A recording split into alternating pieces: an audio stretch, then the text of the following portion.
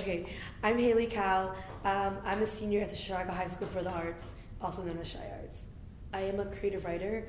I major in creative nonfiction, but I have background in fiction and poetry. I talk about identity a lot in my writing. So like my freshman and sophomore year, I wrote a lot about being a part of like the LGBTQIA plus community.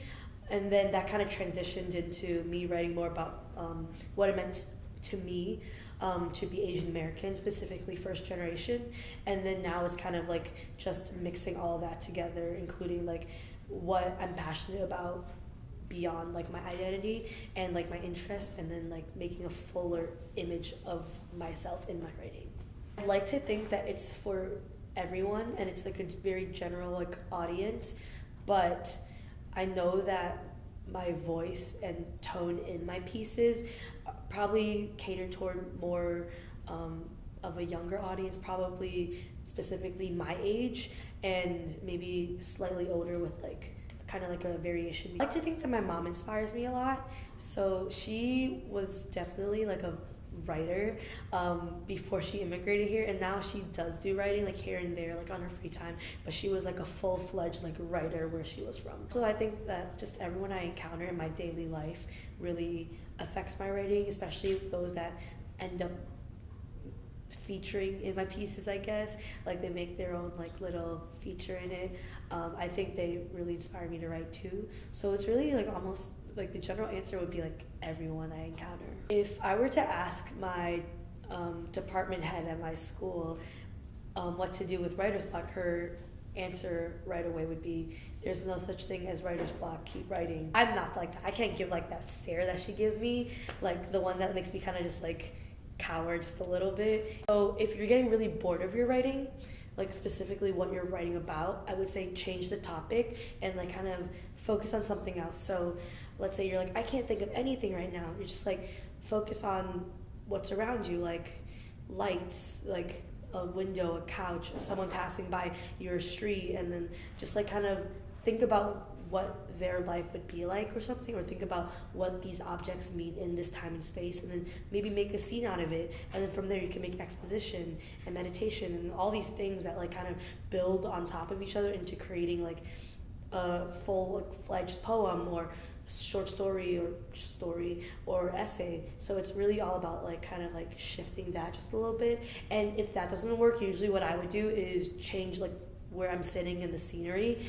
Sometimes I get really bored and like lonely writing in my room, so it works really well to like go somewhere where there might be more people to inspire you, like maybe a library or a cafe, since they're still pretty quiet. It's kind of like changing where you are and what you're writing about. I submitted to publications and contests. So in my conservatory, so creative writing at Chi Arts, it's required that we submit to Scholastic Art and Writing.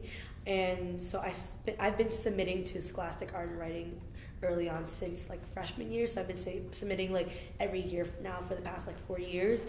And then from there, you just kind of look up like other like creative writing submissions that they're looking for. So there's a lot of like magazines out there that are specifically for high school students. Like specifically, I'm like running one right now from my school. It's called Levitate, and it's like, it's not specifically for high school students, but we do accept work from high school students. But I know there are other literary magazines that specifically tailor only to publishing youth writing and high school students. There's also opportunities like ChiTeen Lit Fest, and also with like Revolving Door Arts that focuses on publishing teen writing. So it's just kind of like finding that, and then from there you kind of build your base of what you want to submit to the world, and then kind of spread that from there. Really hard sometimes. Like, and I gotta admit, like I get like really like self-conscious about my work. I like feel that it's not enough sometimes, especially going to school with people like me that write every single day for like 3 hours, and then like outside of school too. So it's like really hard to like really be like on that. Even though you have like a lot of improvement to do, like as like with any kind of art form, you're doing the best you can in that moment, and that's all that matters, because you can't really compare yourself to others because they have completely different writing styles. I can't compare myself to one of the poetry majors in creative writing because they write poetry and I write creative nonfiction, and you can't really compare it because it's so different. So, and your work is so different from everyone else's. So really just keep in mind that your work is special and your work matters in this very large world of writing. In the 3rd grade, I would turn my homeroom teacher into this superhero character, and then I would make little comics and stuff. But it turns out I can't draw to save my life, at all. It's not gonna happen. But the creative writing thing kind of stuck, and then I kind of dropped it for a little bit, and then in 7th grade I picked it back up again, and I was like, you know what? I can do this. I think this is a thing I can do in the real world, beyond the little bubble of elementary school. So then I applied for Shy Arts, and then I'm here now 4 years later, writing every single day. That love and passion for writing kind of wavers and dims over time slightly, and it just fluctuates, especially with when you're writing so much you feel like you don't have enough to write about and you can't give it anymore. But there's always something more to give to creative writing, which is the best thing about it. So it's over time, even though that love has kind of been on a roller coaster ride, it's still been there. Probably when I got that email from Revolving Door Arts saying, we'd love to publish your manuscript, I was crazy. It was kind of a surreal moment. As a writer, your big goal, I feel is to be published in your own little book. A really surreal moment, wow, I'm a real writer, this is real. It's not just I'm just doing this in my room for no reason. It's happening. People can get my work and buy it and see online and stuff like that. As a person of color, it gets it feels isolating sometimes being in the writing world. I know that the writing world definitely is predominantly white, just a lot of art forms too. So it's really hard to find that kind of niche of POC writing, but specifically Asian American writing. I feel there's a lot more emerging artists, but there obviously haven't been the classical classics of that have been around for a long time.